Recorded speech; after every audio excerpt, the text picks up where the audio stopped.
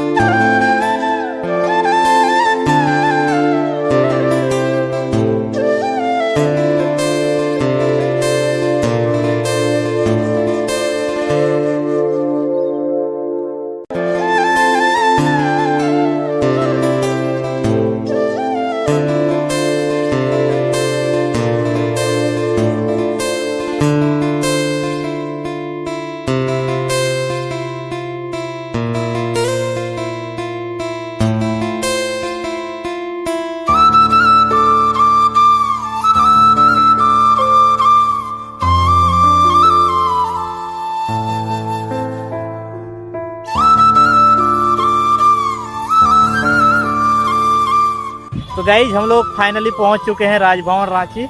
तो चलिए दिखाते हैं आगे का व्यू नज़ारा। अभी देख लीजिए मेरे साथ कौन कौन आए हुए हैं। काफ़ी एंजॉय होने वाला है आज। अभी दिखाएंगे, यहाँ चारों तरफ फूल ही फूल दिखाई दे रहा है। दिखाएंगे पूरा व्यू। अभी देख सकते हैं आदमी एंट्री होने का शुरू हो चुका है।